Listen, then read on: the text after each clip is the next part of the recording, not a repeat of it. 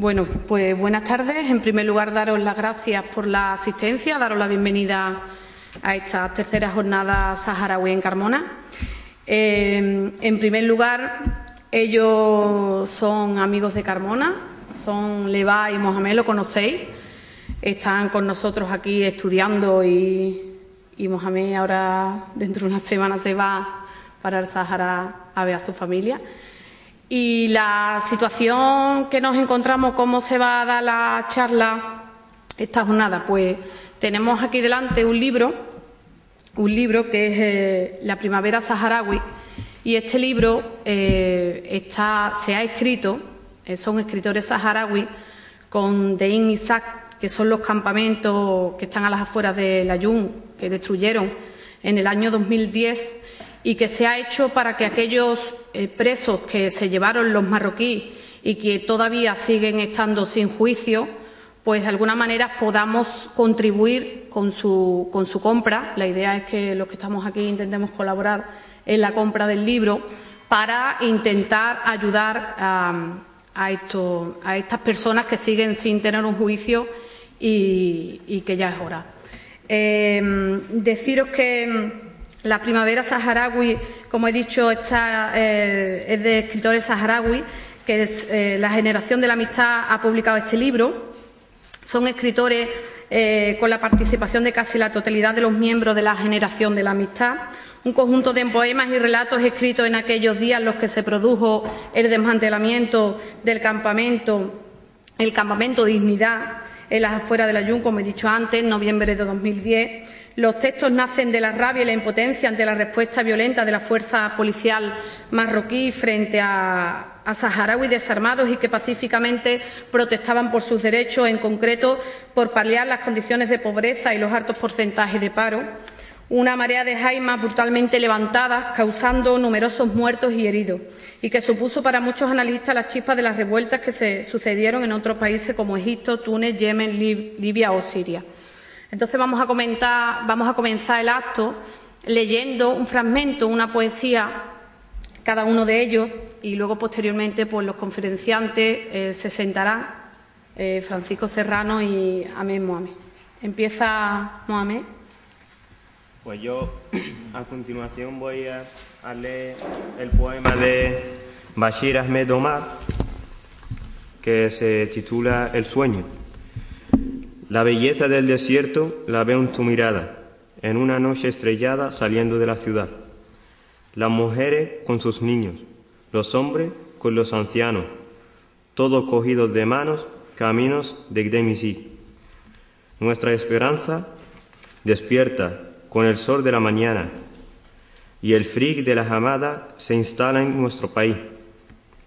Hoy se sientan más felices porque viven como pueblo, luchando por sus derechos, denunciando al marroquí. La cultura saharaui renace con nuevos bríos, demostrando al enemigo que los súbditos son ellos. Nos consideran traidores, no quieren avasallar nuestros derechos, pisar por nuestra lucha constante. El campamento molesta, porque huele a libertad. Se convierte en amenaza y lo mandan a arrasar. Nuestro sueño así se acaba, el sueño de libertad. La llama ya está prendida y nunca se apagará.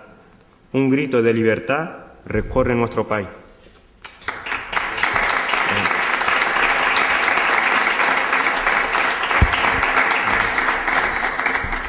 Hola, buenas tardes. Voy a leer una poesía realizada por Mohamed Salah Abdallah.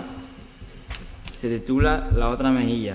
Tengo mucha sed, estoy muy cansado, pero el agua que se ve a lo lejos, bien lo sé yo, solo es un espejismo. ¿Qué hacer después de poner la otra mejilla? ¿Qué hacer cuando se agota la paciencia? ¿Qué hacer cuando se acaba el día? ¿Qué razones maniatan la ira? ¿Qué pasión anima a retar la tormenta? A rezar en la vagada seca de la espera. Hijo, solo nos queda la muerte. Yo ya he puesto mi otra mejilla.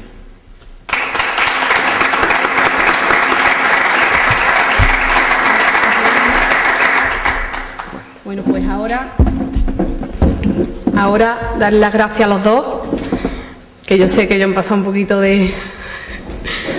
y Francisco Serrano y Ahmed.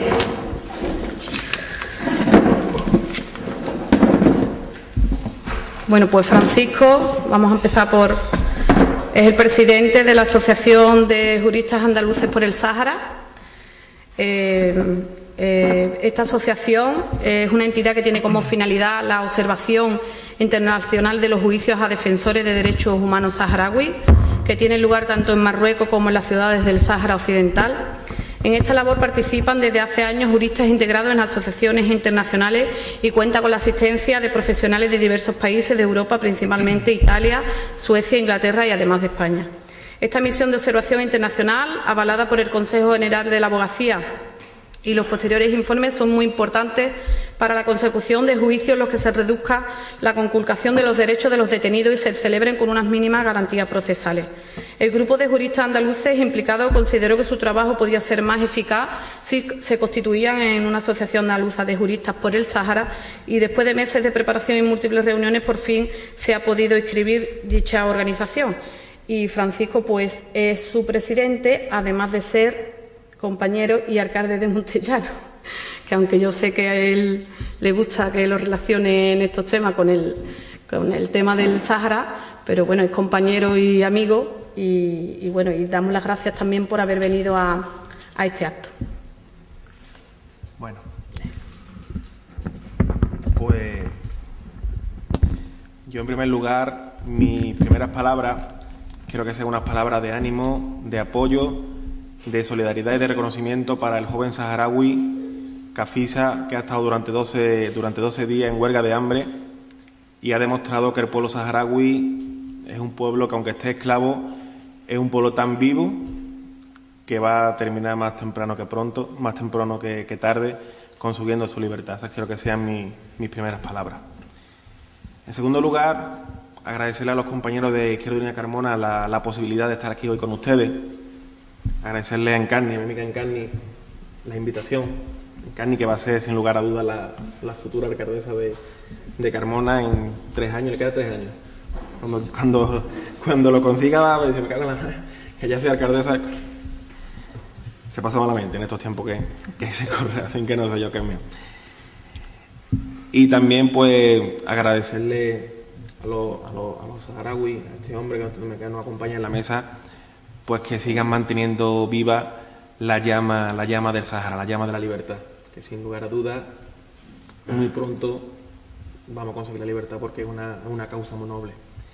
Como ha dicho Encarni, yo soy presidente de Ajasáhara. Ajasáhara es una asociación de juristas, andaluces por el Sáhara, cuya... Se me ha olvidado. Ah, vale. Si os parece, vamos a ver un vídeo de introducción y empezamos con la charla, ¿vale? Perdón.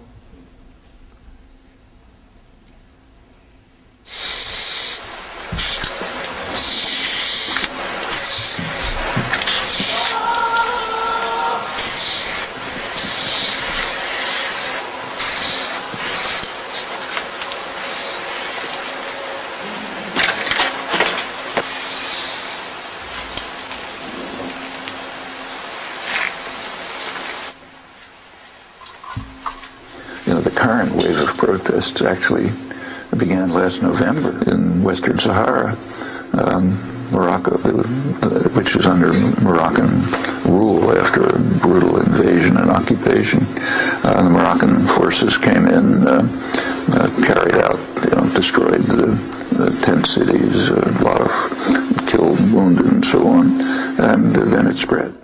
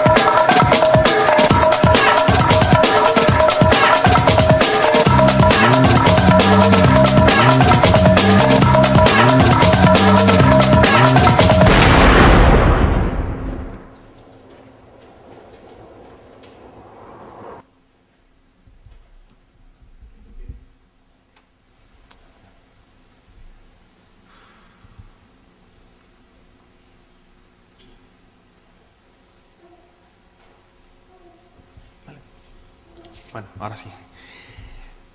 Como he dicho anteriormente, pertenezco a una asociación de juristas, Asociación de Juristas Andaluces por el Sáhara, AJSAHARA, cuya misión principal es acudir a los juicios que se celebran contra activistas saharauis para velar por las garantías procesales inherentes a cualquier procedimiento penal que contra esos activistas saharauis, por el simple hecho de ser saharauis, no se cumple. Los saharauis que son detenidos por el simple hecho de reivindicar su libertad, cuando se enfrentan a un procedimiento penal, se enfrentan a acusaciones falsas y, aparte de ser acusaciones falsas, no tienen ningún tipo de garantía a la hora de defenderse. Nosotros, AJSAHARA, vamos a los juicios contra activistas saharauis, vamos en calidad de observador internacional. Nosotros, como he dicho, acudimos a los juicios, tanto a los juicios que se celebran en territorio ocupado, en el Sáhara Occidental, como a los juicios que se celebran en territorio marroquí contra estudiantes saharauis, ¿no?, que también son detenidos en territorio marroquí. Nosotros somos observadores internacionales y nosotros vamos respaldados por el Consejo General de la Abogacía Española. Nosotros, los inicios de nuestra labor comienzan con una acreditación que el Consejo General de la Abogacía Española manda al Ministerio de Exteriores, una comunicación que le realiza al ministro de Exterior, que en ese momento ostenta el cargo, para comunicarle nuestra presencia en territorio marroquí o en territorio del Sáhara Occidental. Una vez que nosotros llegamos, nuestro trabajo es un trabajo técnico, es un trabajo profesional y es un trabajo objetivo.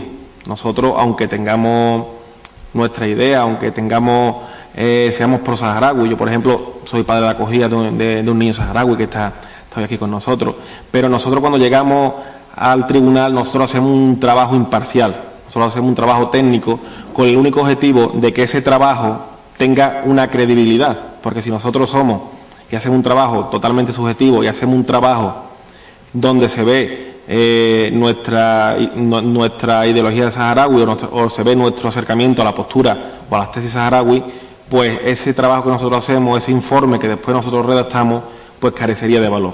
Y el valor que tiene ese informe es justamente eso, ¿no?, la imparcialidad con la que hacemos nuestro trabajo, la profesionalidad con la que hacemos nuestro trabajo y la objetividad que manifestamos en todo momento.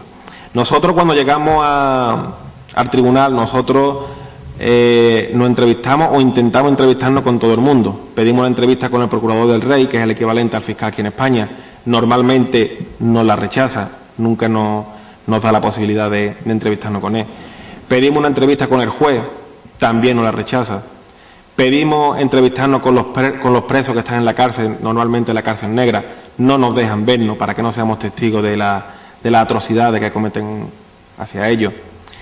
Y normalmente las entrevistas solamente se suelen ceñir a la familia de los imputados, a la familia de los presos, que con ellos sí tenemos posibilidad de vernos y nos cuentan cómo ha sido la detención, en qué consistió la detención, las acusaciones que sobre ese preso se vierten, e incluso tenemos bastantes problemas para entrevistarnos con los abogados de la defensa, porque los propios abogados de la defensa son perseguidos por el simple hecho de defender a los activistas saharauis. Nosotros, todas las entrevistas que llevamos a cabo, después la plasmamos en un informe que ya a lo largo de la intervención pues iré contando en qué consiste ese informe. Como he dicho, nuestro trabajo se desarrolla principalmente en los territorios ocupados, ¿no? Como ustedes sabéis, los territorios ocupados desde 1975, la población saharaui está siendo objeto de un genocidio constante. Un genocidio donde hay más de 500 desaparecidos y un genocidio que desde el momento en que empezó el éxodo, tuvieron que exiliarse los saharauis en los campamentos de Tindú, han sido maltratados y han sido perseguidos y torturados continuamente por el reino marroquí. En la imagen que veis ahora, en la siguiente imagen, hay dos imágenes, la de la izquierda, eso corresponde a una manifestación de saharauis que reivindican su libertad, y ustedes podéis imaginar con la presencia policial que estáis viendo en la imagen de la izquierda el resultado final de esa manifestación. Ustedes lo podéis imaginar. Que a la derecha pues estáis viendo a un activista saharaui momentos después o minutos después del comienzo de esa manifestación.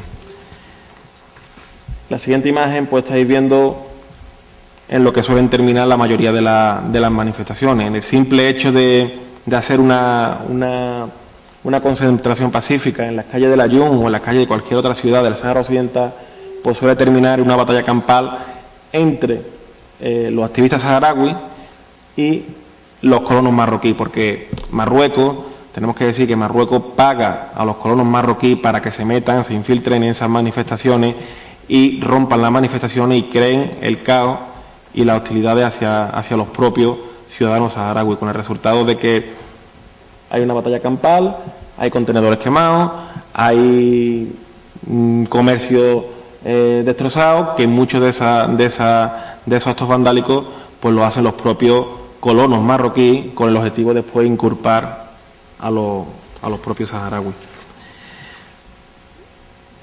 Podemos decir que una vez que el saharaui va a una manifestación, el saharaui no es detenido instantáneamente, el saharaui es detenido con posterioridad, es detenido incluso hasta meses más tarde. Pero la pesadilla para el saharaui comienza con el momento de la detención. Como he dicho, nunca se detiene al saharaui cometiendo el delito, nunca se comete cometiendo el delito porque no comete los delitos que se le acusan. Normalmente se le acusan de delitos contra la salud del Reino de Marruecos, se le acusa de intento de homicidio hacia un policía, se le acusa de delitos comunes y delitos bastante graves que nada tienen que ver con las labores o con la actividad que ese saharaui realiza. Porque ese saharaui, como hemos dicho, lo único que hace es reivindicar su libertad, reivindicar su derecho de autodeterminación para que su pueblo pueda ser libre. Una vez que el saharaui es detenido, se empieza a redactar lo que es el acta policial. ¿En qué consiste el acta policial? El acta policial es lo que aquí en España conocemos como la declaración del imputado. Aquí en España, cuando un abogado tiene que asistir a un imputado, ese imputado tiene derecho a su abogado, tiene derecho a un médico forense, tiene derecho a un intérprete. Allí el saharaui que se ha detenido, ese saharaui no tiene derecho absolutamente a nada. Le están interrogando, le interrogan por cuestiones políticas, le preguntan si pertenece al Frente Polisario, le preguntan cuestiones que nada tienen que ver con el delito que no ha cometido, ni tan siquiera le preguntan por el delito, sino le preguntan cosas políticas, asuntos políticos. Y después, en ese acta policial, la policía plasma lo que ella cree conveniente para después servir de base a una sentencia condenatoria en el posterior juicio. Ese acta policial es irrefutable. Lo que diga el acta policial, eso en cierta manera podemos decir que va a misa. Si dice que intentó matar a un policía, el juez se cree totalmente que intentó matar al policía. No hay posibilidad de poder desmontar ese acta policial. No hay posibilidad de que ese saharaui pueda llevar un testigo, una coartada, como se conoce aquí, que diga, no, yo en aquel día, en aquel momento, yo estaba en tal sitio o estaba en otra ciudad. Es totalmente imposible. Ha habido juicios donde hemos intentado que testigos que acreditan que no estaban allí en el lugar de los hechos del delito que se le acusa y no nos lo han dejado ni siquiera declarar. Así que ese acta policial es totalmente irrefutable y tiene una consistencia absoluta. Eso es totalmente, no hay posibilidad de echarlo abajo el acta policial. Como he dicho, las detenciones se hacen con una total falta de fragancia. Nunca se detiene al activista saharaui, nunca se le detiene en el lugar del delito que supuestamente ha cometido. Si lo acusan de meter fuego a una comisaría de policía, nunca lo detienen en esa comisaría de policía en momentos después de que el fuego empiece a arder, sino lo detienen a lo mejor meses más tarde. Y siempre la policía, cada vez que va a una casa a detener a un saharaui, siempre destroza la casa, siempre le pega a los familiares e incluso en multitud de ocasiones los familiares de ese activista saharaui sufren violaciones por parte de la policía marroquí. Tanto hombres como mujeres. Las mujeres de una forma y a los hombres incluso la policía los suele violar con las defensas, con las porras, ¿no? que utiliza. Las porras que utiliza la policía marroquí no es como la que utiliza la la policía española, que tiene un cierto tamaño. La de la policía marroquí suele ser mucho más grande, incluso hasta de madera. Como he dicho, esas declaraciones, esta policial se hace sin ningún tipo de abogado. No tiene médico forense. Aunque el saharaui sufra tortura y solicite un médico forense, ese saharaui no tiene posibilidad de ser visitado, de ser inspeccionado por un médico forense. La siguiente imagen que viene ahora, estáis viendo la policía, la actitud de la policía hacia familiares de activistas saharauis. La siguiente imagen es una imagen de la cárcel negra.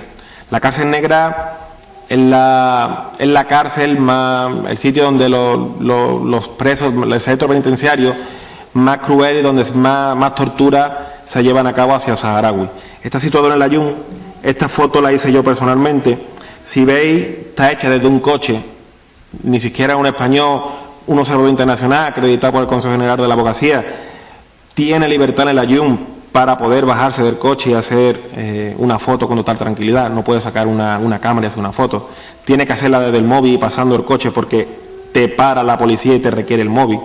Estamos hablando de un español y de un abogado acreditado por el Consejo. Sin que imaginarse el día a día de esos ciudadanos saharauis que viven allí en su propio pueblo totalmente esclavizados. La imagen que estáis viendo ahora es una imagen de la cárcel negra. Los presos están totalmente hacinados. Allí no se respetan los derechos del imputado, del activista saharaui en la declaración, pero cuando son trasladados a la cárcel, cuando son trasladados al centro penitenciario, tampoco se les respeta ningún tipo, ni se le cumple ningún tipo de garantía penitenciaria que cualquier recluso puede tener. Estáis viendo que están totalmente hacinados. Rara vez se cumplen con todas las comidas diarias. La comida que le dan pues no va más allá del agua y del pan. Y como estáis viendo, pues la convivencia o el día a día que pueden tener un activista saharaui, un preso saharaui en la cárcel negra, pues estáis viendo que es demoledor, ¿no? Lo que día a día soportan esos activistas saharauis. Volviendo a esta policía, como he dicho anteriormente, no hay ausencia, no hay abogado, no hay una presencia de abogado que cumpla con la garantía de ese imputado. Como he dicho anteriormente, al activista saharaui pues no se le pregunta por el fuego o por el intento de homicidio o por el acto vandálico, sino simplemente se le pregunta por cuestiones políticas. Se le dice si tiene algo que ver con el Frente Polisario, si tiene pensado de visitar a sus familiares en los campamentos de refugiados. Se le preguntan cosas que nada tienen que ver ni tan siquiera con el delito que falsamente se le acusa. Y el acta policial también tiene toda ausencia de requisitos formales. Una declaración aquí en España, cuando se declara, el imputado, el abogado, tiene que firmar, ¿no? Ese imputado, ese activista saharaui, para cumplir con algún mínimo, alguna garantía formal, debería de firmar ese acta. Debería coger y de firmar ese acta para acreditar que lo que ha dicho lo ha dicho él, no ha sido una invención de la propia policía. Bueno, pues allí no existe. Los propios activistas saharauis se niegan, lógicamente, a firmar sus actas, porque saben que ese acta policial está cocinado, está prefabricado para ser la base o la semilla de una sentencia condenatoria. Nunca se firman los actas policiales. Y si se firman después de varias horas de tortura, varias horas de paliza y varias horas donde psicológicamente el activista saharaui puede llegar a firmar el acta policial, pero siempre en contra de su voluntad. También es muy frecuente que nos encontremos con actas policiales firmados por activistas saharauis con la huella dactilar. Saharauis que incluso pueden tener una formación académica, pueden ser universitarios, pueden ser licenciados, y que ese acta policial la firmen con la huella dactilar. ¿Qué quiere decir eso? Eso quiere decir que ese saharaui no ha querido firmar con su firma, no ha querido rubricar en el papel su firma, y le cogen el dedo, después de maltratarlo durante varias horas, le cogen el dedo y con tinta le plasma la huella dactilar. Incluso le esfuerzan para plasmar esa huella dactilar en esa declaración. También aquí en España o en cualquier país democrático, la policía que redacta ese acta una vez en el acto de juicio tiene que acudir para acreditar o para ratificar ese acta policial. Allí en el Sáhara Occidental, tanto en el Sáhara Occidental como en territorio marroquí, la policía que redacta ese acta en ningún momento va a ratificarla. Es decir, el acta no se ratifica en el acto de juicio, no se ratifica el acta. Lo que diga el acta, el juez se lo cree, el fiscal lo ve como prueba irrefutable, pero en ningún momento nadie, el policía ni tan siquiera el policía que ha tomado declaración o los policías, ratifican ese acta. Y como he dicho, la sentencia que se le dicte hacia ese activista saharaui se basa totalmente en el acta policial. Llegado el día del juicio, Miguel, pásala. Llegado el día del juicio, la situación del juicio la podéis imaginar. Normalmente los familiares de los activistas saharauis suelen acompañar al preso, lo suelen acompañar y suelen desplazarse incluso de ciudades bastante lejanas, suelen desplazarse para acompañar y mostrarle su apoyo al activista saharaui. Os podéis imaginar un tribunal, todo el exterior, todo lleno de policía, gran presencia policial, no solamente de policía, sino de policía, gendarmería real, militares, y hay un número bastante elevado de policías y de militares que ya nada más con su presencia pues intimida a los propios familiares saharauis. Ustedes imaginaros 200 o 300 policías saharauis, entre policía, entre militares, entre gendarmería real, imaginaros la intimidación que pueden causar a los propios familiares del activista. Incluso la policía y los militares realizan actividades violentas, ¿no? A los familiares les suelen pegar, a los familiares que suelen desplazarse de ciudades lejanas, por a lo mejor el juicio en el Ayun, por ser la ciudad donde se celebra donde está la segunda instancia, además se desplazan de ciudades a 1000 kilómetros, 1500 kilómetros, y están toda la noche viajando para poder acompañar a su hijo, a su sobrino, a su nieto, a su hermano, a su amigo, a su vecino. Y después la presencia de la policía no queda solamente en una simple intimidación, sino que esa policía carga contra esos familiares, contra esos activistas saharauis también, ¿no? Contra esos ciudadanos saharauis. Y también es muy frecuente de que la propia madre del imputado, de que la propia madre del activista saharaui tenga vetada la entrada al tribunal. La madre no puede entrar al juicio de su hijo, no se lo permite. Ni la madre, ni el hermano, ni el hijo. Hay casos en los que el saharaui tiene una cierta edad y tiene su hijo que tampoco lo dejan entrar. Entonces ustedes imaginaros un preso que lleva durante 3, 4, 5, 6 meses, que está sufriendo tortura en la cárcel negra, casi siempre, generalmente, y que se celebra ese juicio. Ustedes imaginaros que ese familiar quiere ver ese juicio, quiere visitar a ese preso, no lo dejan visitar. Imaginaros los momentos de tensión que se causan en la propia puerta del tribunal. En la imagen que se ve ahora podéis ver a los propios militares marroquíes con familiares del activista, ¿no? Impidiéndole la entrada al tribunal. Son fotos que no se pueden, que a lo mejor no son totalmente clarificadoras, pero que no podemos sacar un móvil, o no podemos sacar ni un móvil, ni mucho menos una cámara, para poder captar todo lo que pasa en ese juicio y en ese exterior del tribunal. Ahí tenéis dos fotos más del exterior del tribunal. En la izquierda, si os fijáis, son furgonetas policiales.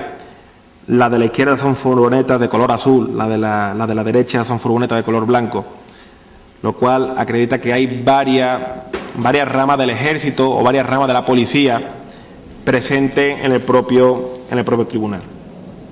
Una vez que comienza el acto del juicio, después de haber ya la policía cargado contra los familiares saharauis, una vez que comienza el acto del juicio, llega al tribunal, se presenta al tribunal, se sienta al tribunal y le da comienzo a la entrada de los presos.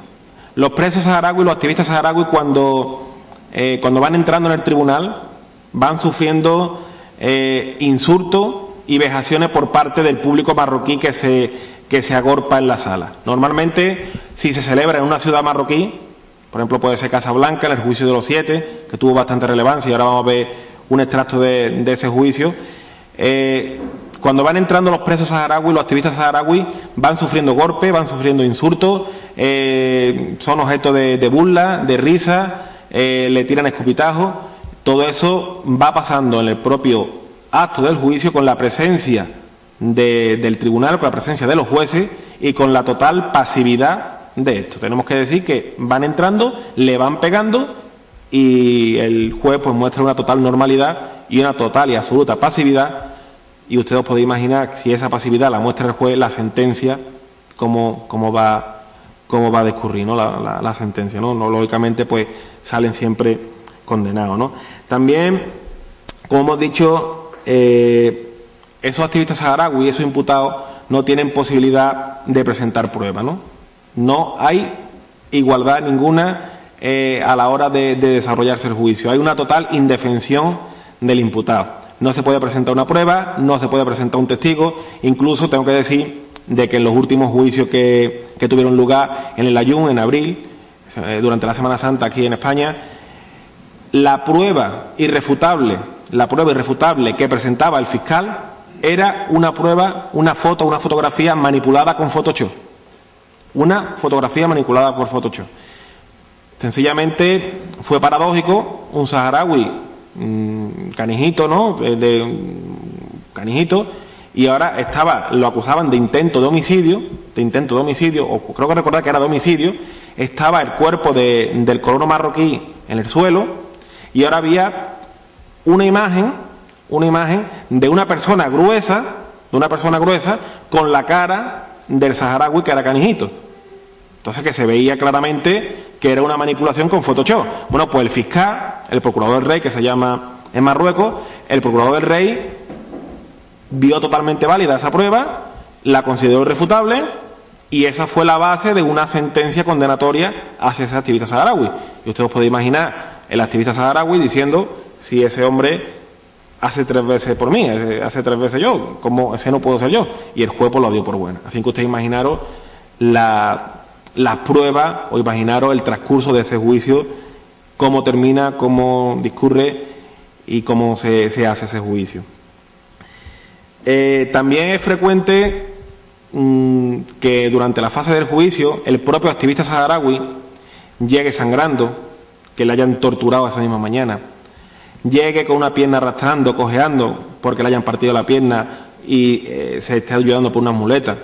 Cuando lo detuvieron no tenía nada de eso, no tenía ninguna secuela, o sea, no tenía nada, ningún síntoma que presenta en el acto de juicio. Y es frecuente que ese activista saharaui le diga al juez: oye, que me han cogido y me han pegado, que me han torturado, que me han violado en la propia cárcel, y el juez pues no abre ningún tipo de investigación.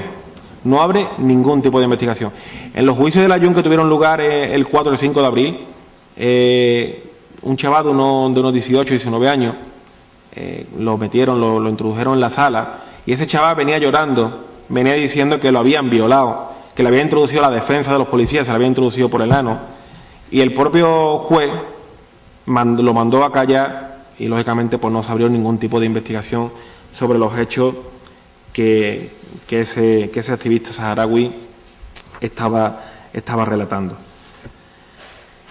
Esa es la realidad que sucede allí en el Sáhara Occidental, ¿no? Una vez que son detenidos, una vez que son puestos a disposición policial, eso es lo que allí sucede, ¿no? Nosotros, con nuestras labores de observación, ¿qué es lo que pretendemos?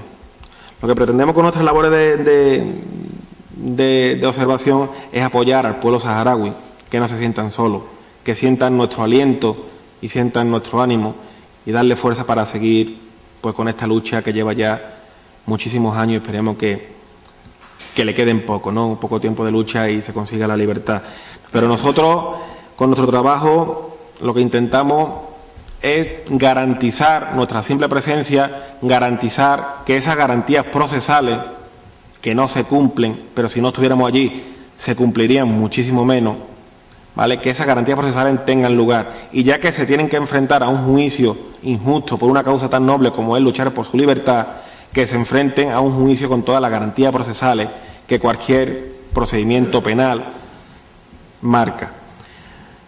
Si nosotros vamos allí a los juicios, las condenas como ustedes estáis viendo, la condena es segura.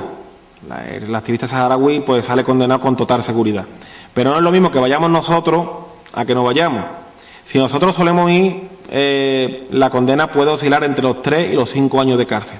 Si nosotros no nos presentamos en el juicio, no hacemos acto de presencia, las condenas pueden incluso superar los 15 y 20 años de cárcel, ¿vale? Por actos, por hechos, por acusaciones, por delitos que no han cometido. ¿Qué se hace con ese informe que nosotros hacemos? Nosotros, todo lo que vemos, todo lo que os he contado, nosotros lo plasmamos en un informe. Desde el inicio, desde la llegada al tribunal, desde lo que pasa en el exterior, desde lo que pasa en el interior de la sala, desde lo que pasa antes de entrar en esa sala, nosotros todo eso lo recogemos, lo plasmamos y lo redactamos en un informe. ¿Qué se hace con ese informe? Ese informe se transmite, se deriva al gobierno español. Se deriva también al gobierno marroquí, para que no pueda decir que no tiene conocimiento de lo que pasa en esos juicios. También lo mandamos al Parlamento español, al Parlamento europeo, y lo mandamos también al Ministerio de Justicia español, para que sepan lo que está pasando y cómo se hacen las cosas hacia esos activistas saharauis. Y también lo mandamos a distintas organizaciones internacionales, a distintas ONG, como por ejemplo a Amnistía Internacional, para que tenga conocimiento de lo que sucede allí en cada juicio. Y por eso, como la finalidad es realizar ese informe, nosotros cuando llegamos al tribunal tenemos que mantener, como he dicho anteriormente al principio, tenemos que mantener una postura de total objetividad y total imparcialidad para que ese informe lo coja quien lo coja, llegue a las manos que le llegue, tenga una credibilidad y pueda ser útil y pueda servir para que esos activistas saharauis que se enfrentan a unas penas, a unas condenas y a unas acusaciones totalmente falsas, pues puedan ser aliviadas con el paso del tiempo y gracias a esos informes, ¿no? Esa es nuestra labor, ¿no? Y eso lo hacemos desde la Asociación Internacional de Juristas de Aja-Sáhara. Aja-Sáhara es una asociación a nivel autonómico, es de Andalucía, el ámbito de actuaciones a nivel internacional, lógicamente, porque vamos a Sáhara Occidental, pero es una asociación andaluza, ¿no? Y nosotros estamos integrados en YAJU. YAJU es una asociación a nivel internacional. Aja-Sáhara, la Asociación de Juristas Andaluces por el Sáhara, forma parte de YAJU.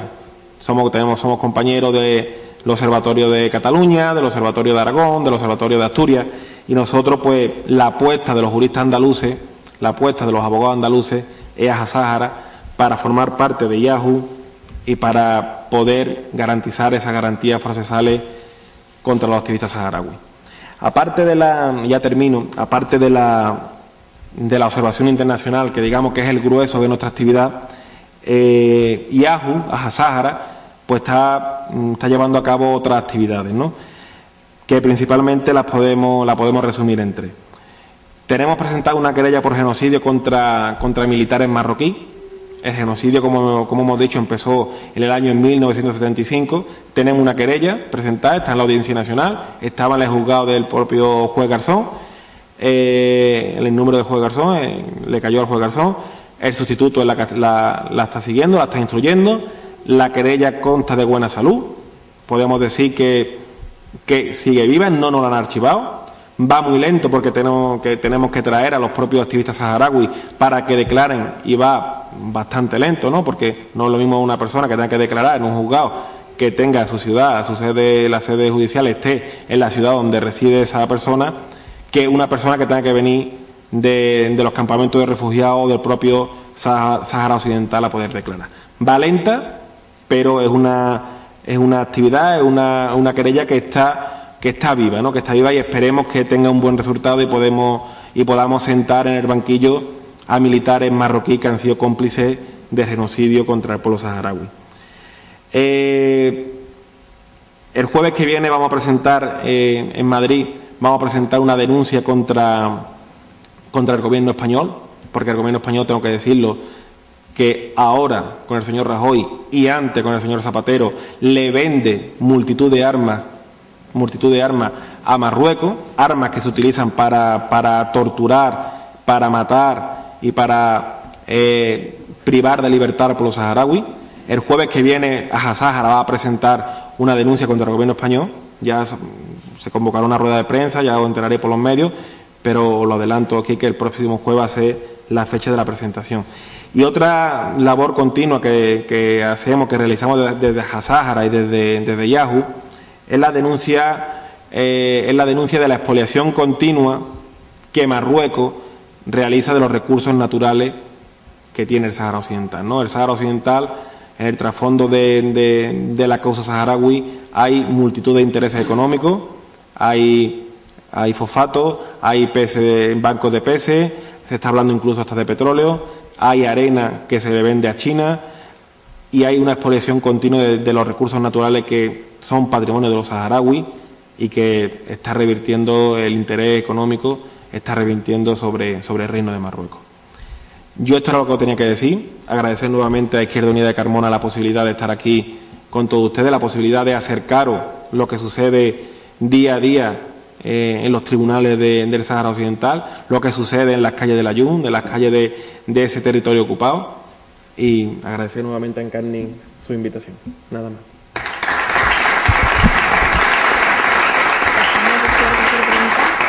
Sí.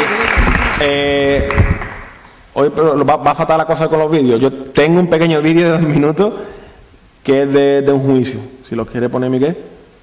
Ese juicio fue en diciembre del año 2010.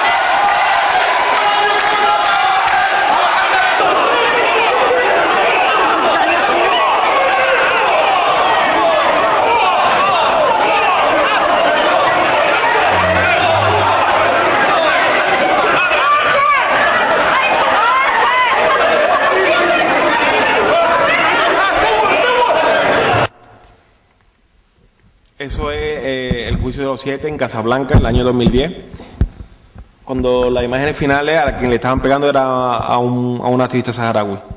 ¿Vale? Ustedes imaginaros el ambiente que se vive en ese juicio. Yo ya. Eran frases pro marroquí sobre la marroquinidad del Sahara. El Sahara es marroquí, el Sahara es marroquí, el Sahara es marroquí. Más o menos, la traducción exacta no te la puedo decir pero eso era lo que sobre la marroquinidad del Sahara. Es nuestro rey el Sahara, es nuestro Sahara.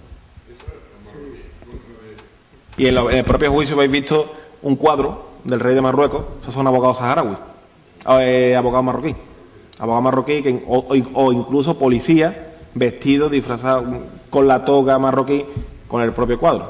Ustedes os podéis imaginar ya con eso, con las imágenes, como...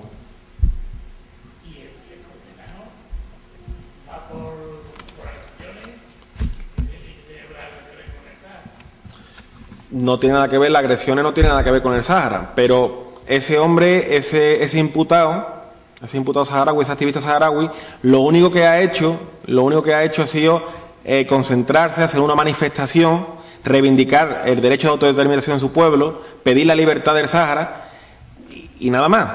Y meses más tarde, totalmente, meses más tarde,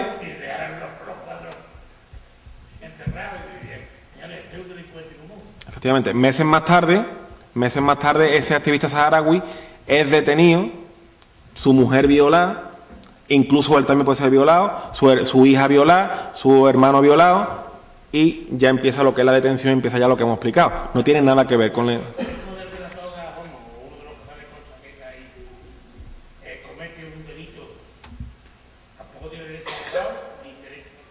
El activista saharaui no tiene...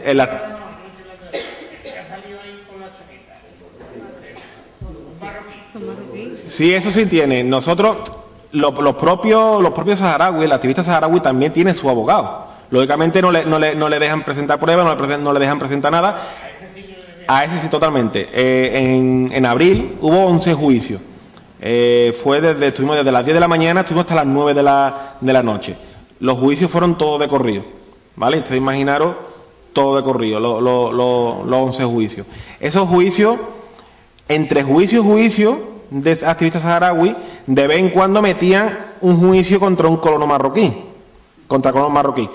pues totalmente distinto, en el mismo tribunal, el mismo juez, totalmente distinto. No había policía que rodeara al imputado, todo totalmente distinto. Podía presentar pruebas, el Ministerio Fiscal, el Procurador del Rey, la actitud totalmente distinta.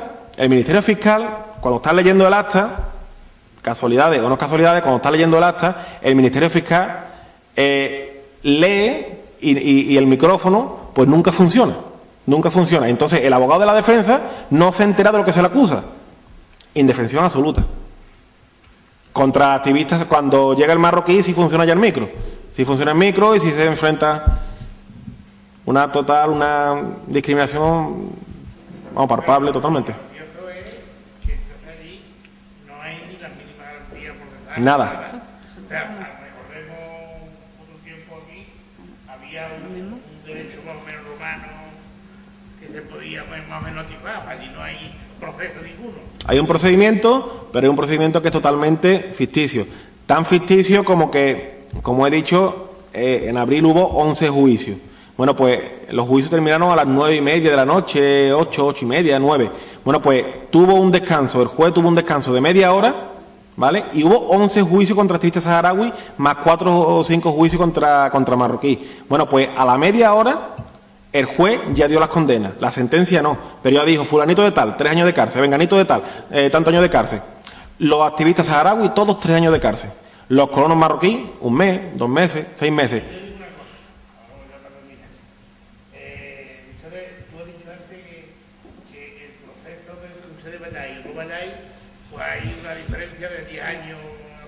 No es matemático que sean 10 años, pero sí.